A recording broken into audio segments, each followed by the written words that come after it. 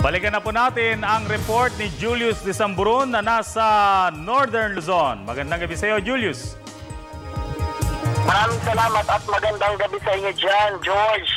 Simula pa lamang kaninang umaga ay patuloy na naging masunit ang panahon sa ating bansa. Ito ay dahil sa pagdaan ng Bagyong Santi sa ilang lalawigan sa Luzon at maging sa epektong dinulot nito sa Kamaynilaan. Aming pagbiyahe mula sa North Luzon Expressway, bumuhos ang malalakas na pag-uulan. Pero pagdating sa may balagtas hanggang Santa Rita exit, sumilay sa amin si Haring Araw. Paglagpas namin dito ay muling bumuhos na ang ulan.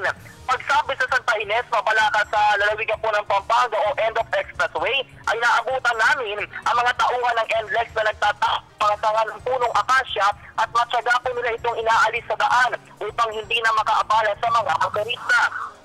Sa aming mga nakaanan ay wala namang baha pero karamihan ay mga punong nabuwal. Napag-alaman din namin hanggang sa kaninang alas 2 ng hapon ay putol na po ang supply ng kuryente.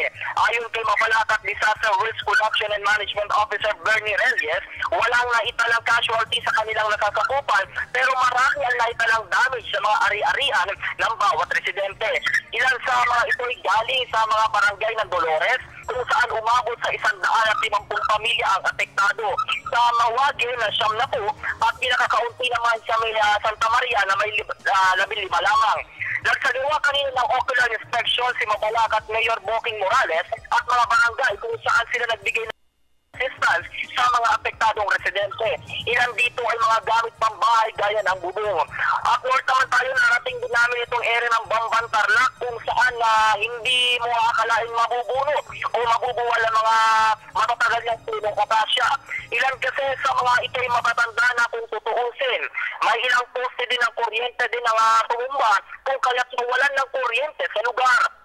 Gayon din itong mga nangyari dito sa may area ng Tapas Tarlac.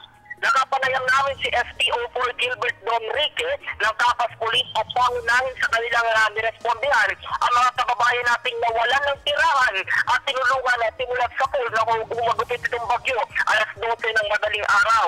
Walang tigil din sa pagbibigay ng tulong at ocular inspection ang iba't ibang local government units sa Region 3. Napaghandaan na din naman ni Capas Municipal Administrator Virgilio Gomez ang bagyo kaya agad nilang natulungan itong kanilang mga nasasakupan.